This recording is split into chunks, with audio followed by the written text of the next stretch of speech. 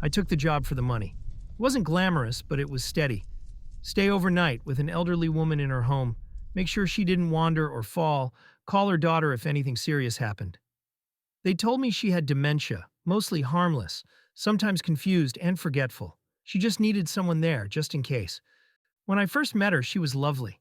A tiny, bird-like woman with thin gray hair and eyes that twinkled when she remembered who I was. "You're the nice young man," she said the first evening I arrived. "The one who keeps me from getting lost." "That's me," I smiled. She laughed like a little girl for a moment, then furrowed her brow. "But, remind me, what's your name again?" "Ben," I told her. "Of course, Ben." She patted my hand. "You look like a Benjamin." That night was quiet. After she went to bed, I stretched out on the living room couch with a blanket and actually slept better than I had in weeks. The house was old but comfortable. The shelves were filled with books, dozens of them, maybe hundreds, some in languages I didn't recognize. Odd, but I barely paid attention. The second and third nights were the same. She'd greet me kindly, sometimes mistaking me for her son, sometimes thinking I was her brother. She always apologized when she realized, her cheeks pink. I assured her it didn't bother me. After tea, she would shuffle off to bed, and I would sleep peacefully until dawn. It was almost too easy. On the fourth night, I woke up to a sound. Not loud, just wrong. A faint creak of the floorboards, followed by the scrape of wood against wood. I sat up, listening. The house groaned in the wind, but the sound had been too deliberate. I went to check on her. She was asleep, mouth open, breath rattling gently. I watched her for a moment, waiting for her chest to rise again. When it did, I exhaled in relief. Back in the living room, I laughed at myself. Old houses always make noises. The next night, the noises returned, a shuffle, a mutter. I held my breath listening. This time, I was sure it wasn't the house. When I checked her room, she was again sound asleep. Still, I didn't sleep well. A week in, I saw her. She was in the hallway, her nightgown trailing on the floor, whispering to herself. The words made no sense, some soft, some harsh, tumbling over one another too quickly to follow. It might have been another language. It might have been nonsense. "Mrs. Harlow," I whispered, stepping toward her. "It's me, Ben." She turned her head slowly, eyes glassy and unfocused. She looked right through me. For a moment I thought she might fall, but she steadied herself, whispered a final phrase I couldn't catch, and shuffled back to bed. By morning, she was her sweet self again. "Ben, you must be tired," she said at breakfast. "I wander at night, don't I?" "Sometimes," I admitted. "But that's why I'm here." She smiled, embarrassed. "You're too kind." The nights grew worse. She began noticing me during her wanderings. She would stop mid-whisper and glare, her lips curling into something hateful. "Thief!" she hissed one night. Her eyes were filled with anger then, and suddenly they turned to fear. "Don't hurt me." She turned around and seemed to forget that I was there, and she went back to bed. The next night, I was awoken from my sleep by her sharp word, "Liar!" I opened my eyes to see her in the hallway, glaring at me. She didn't say anything else. She just stood there glaring at me, unblinking. "What's the matter, Mrs. Harlow?" I tried to comfort her and guide her back to bed. She walked with me back, but her eyes never left my face. "Intruder!" She called me the following night. Then she went back to her room. I was never sure if she was sleepwalking or if she was awake, or if it was her dementia that had her confused. I would understand if she were confused and angry. I would be too if I woke up. And there was a strange man sleeping in my living room. Something inside me made me feel like she was awake, and maybe not even confused. I told myself it was the disease. She didn't mean it. But her eyes said otherwise. By the 10th night, I couldn't sleep at all. Every time I closed my eyes, I heard her muttering. Sometimes the words seeped into my dreams. Sometimes I woke up to find her standing in the hallway, staring into the darkness. Once, I thought she was at the foot of my couch, but when I blinked, she was gone. That night, restless and uneasy, I wandered into her study. The shelves were heavy with books, some I recognized, old novels, biographies. but many were bound in cracked leather, written in symbols that made my skin crawl. There were journals, too, filled with neat, spidery handwriting. I couldn't read most of it, but the diagrams and strange circles told me enough. Photographs lined the shelves. Mrs. Harlow in her youth stood tall and full of life. It was nice to see her with clarity in her eyes. There is so much she has lived through that I would like to know, but I am too late for that. As I was going through the books, I found an old photo book. I flipped through it and found pictures I wished I had never seen.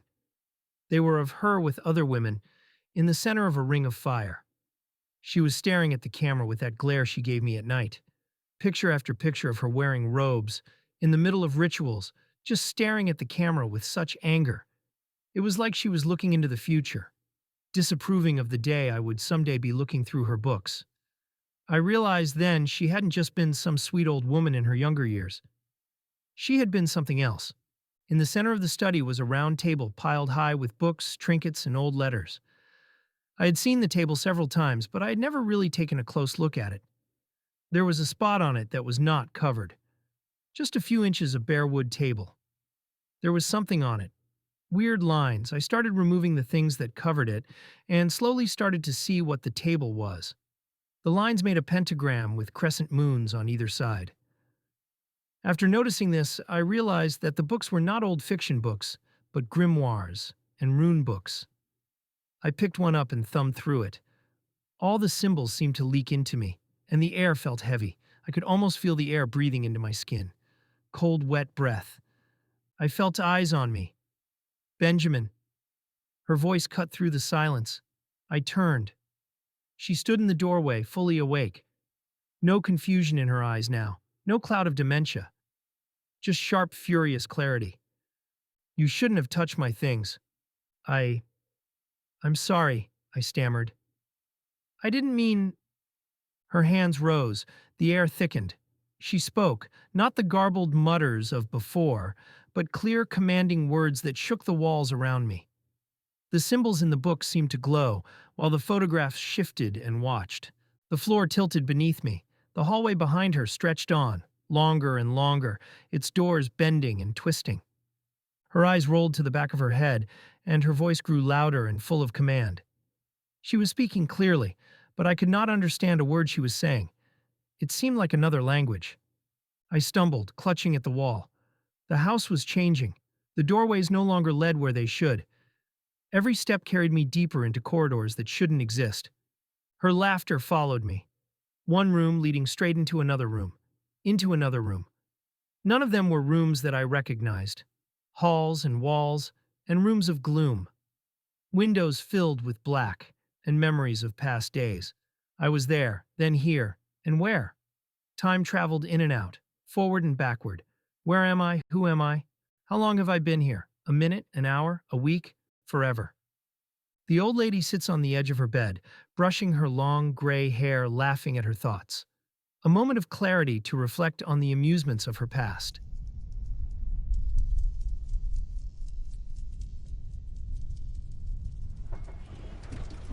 The sun sat over the expanse of the ocean, leaving behind the orange hue that faded off of the choppy surface of the water.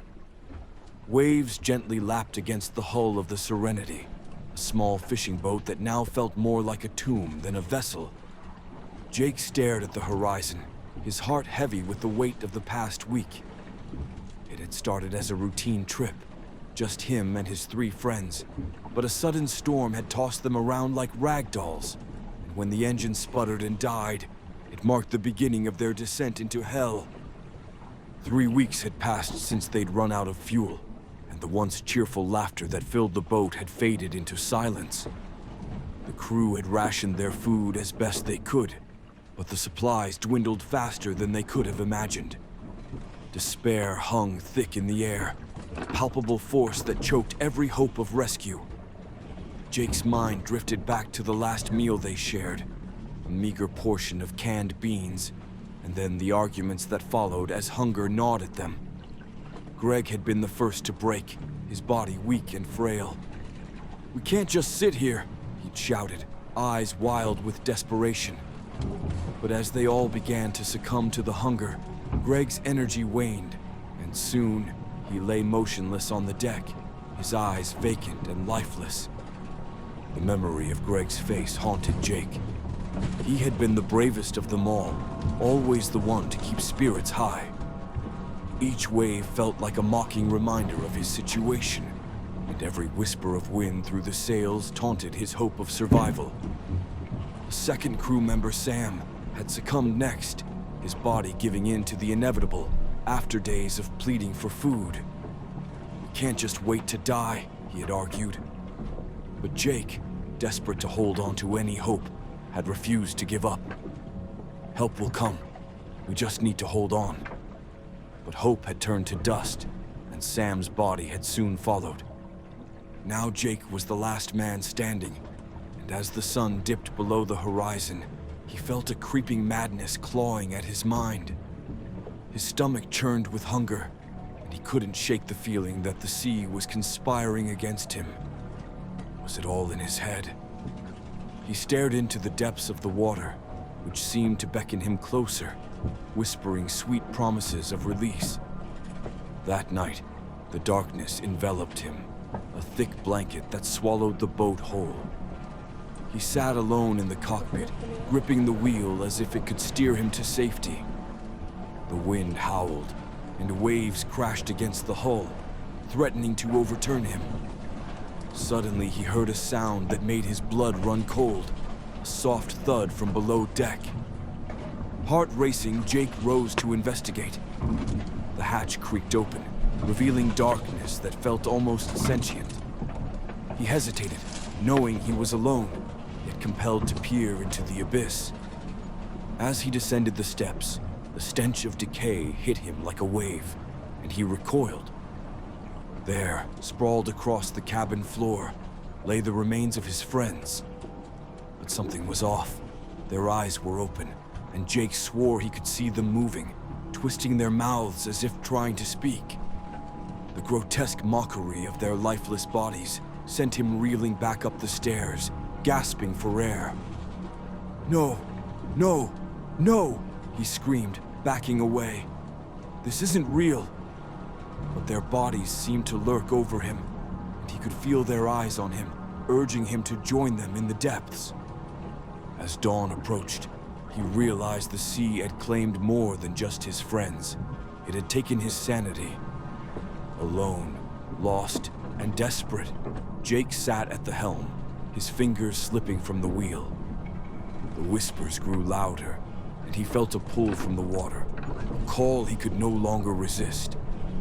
In a final act of surrender, he stood at the edge of the boat, the waves crashing below, and let himself fall into the embrace of the abyss. The last remnants of his humanity slipped away, consumed by the depths, leaving only silence in the wake of the Serenity, a ghost ship adrift on an endless sea.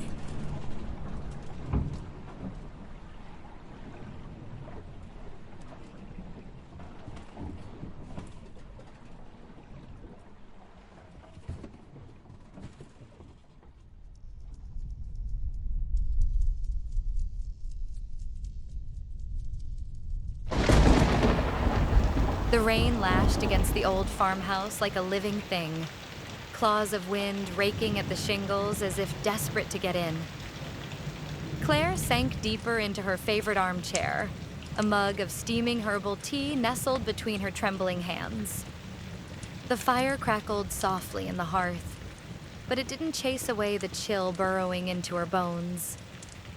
She had spent the last hour outside in the rain, bringing wood to the porch from the woodpile. She started preparing for the night as soon as she got home from work. It had been a brutal week at work. Meetings, deadlines, and the constant hum of people. Out here, in the desolate sprawl of farmland and forest, she could finally breathe. Solitude had always comforted her. The nearest neighbor was nearly a mile away, and the silence of rural life was something she had learned to embrace like an old friend. But tonight, the quiet felt different. Heavier, as though the walls were listening. She flicked through the channels absently. News, a rerun, static. The storm had begun to interfere with the signal. Just as she reached for the remote to turn it off, a faint sound tugged at the edge of her hearing. Scritch, scritch. A dry, whispering scrape, like fingernails dragging slowly across wood. She froze. The sound was almost drowned by the drumbeat of rain, but it was there. Real, deliberate. Her head tilted slightly, eyes narrowing toward the ceiling. Then silence. Nothing but the hiss of wind and the roll of thunder. Just the house settling, she murmured, forcing a tight smile to nobody.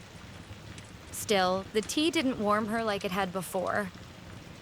That night, sleep was a cruel, elusive thing. Every gust of wind outside seemed to murmur her name, half-spoken and forgotten. The shadows cast by tree branches danced across her bedroom walls like skeletal fingers reaching through glass. When she finally drifted off, her dreams were riddled with darkness. A tall figure stood at her bedroom window, its face obscured, but two glowing yellow eyes wide, unblinking, fixed on her. She couldn't move. She couldn't breathe. The window pane began to creak open despite the wind screaming outside. She awoke gasping, drenched in cold sweat. The following morning, the sky was a dull bruise of gray. As she made her coffee, the scratching returned.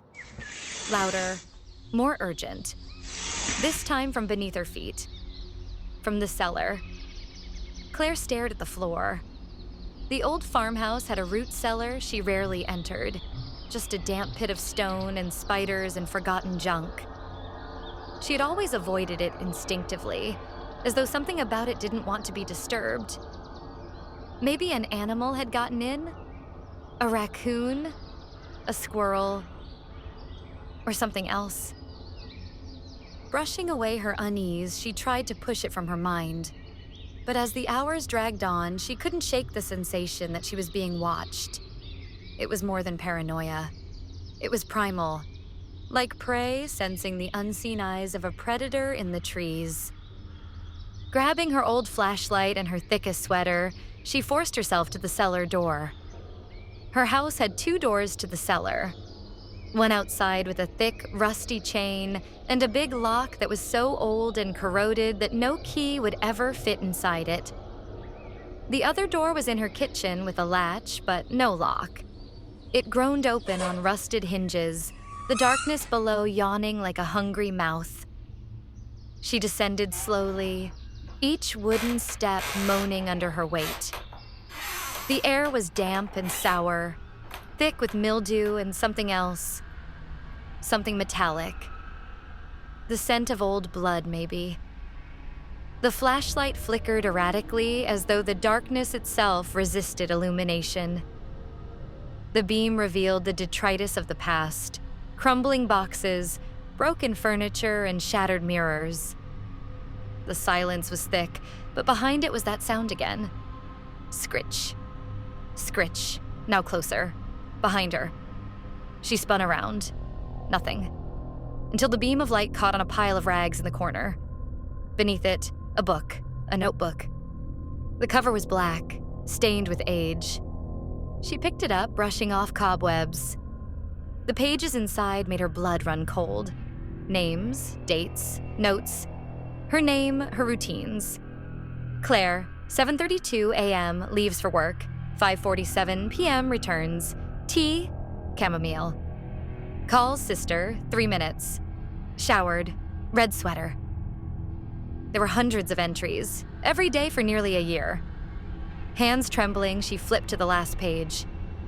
That day's date was written in neat letters. She finds the book today. Her breath caught. Scritch, right behind her. She turned, but the flashlight died. Hello, Claire. Came a voice from the blackness. Low, measured like a lullaby whispered through a keyhole. The beam flickered back for a second, and she saw him. Pale skin stretched tight over hollow cheeks. Eyes too wide, unblinking. Teeth like needles, stained and grinning. I've been waiting for this moment, he cooed, stepping into the light. You're so predictable, so easy to understand. She dropped the notebook, backing away until her spine pressed against the stone wall. Why do you think I chose this place? He said, tilting his head with a jerky, bird-like motion. It's perfect. No one around for miles. You thought you were alone. Claire screamed, bolting toward the stairs, but his hand shot out, gripping her wrist like a vice. I know you, Claire. I know every inch of you. Desperate, she swung her flashlight into his face. He shrieked, a high animal sound, and she tore away, racing up the stairs. Behind her, she heard him scrambling after her. His footsteps were too fast, inhumanly fast. She slammed the door shut and latched it, her breath erratic. She held the door closed as he reached the door and began pounding on it. She reached for the counter and grabbed a fork to put in the latch, locking him in the cellar. Her phone. Where was her phone? She found it on the counter, hands shaking as she dialed 911. Please, someone's in my house, she whispered. The dispatcher's voice was calm. Stay on the line, ma'am. Help is on the way. But she barely heard her. Thump. The door to the cellar rattled, then nothing. Claire. His voice slithered through the air again. He wasn't at the door anymore. The floor creaked behind her. She turned, and there he was, standing in the hallway, smiling. You can't hide. I've been here. I've lived in your walls. I've listened to you breathe. Something snapped inside her. She dropped her phone and grabbed a heavy frying pan from the stove, her fingers white-knuckled with terror. The air was electric, thick with the promise of violence. He stepped forward, tilting his head. You were never alone, not once. She swung the pan with all her strength. It connected with a bone-cracking thud, and the man collapsed to the floor, his body twitching, then still. Claire stood over him, gasping, her hands trembling and slick with sweat. The silence rang in her ears. She didn't wait. She ran to her phone, breathless and wild. There's someone in my house. I hit him. Please hurry. She glanced back at the crumpled body. Still there, still motionless.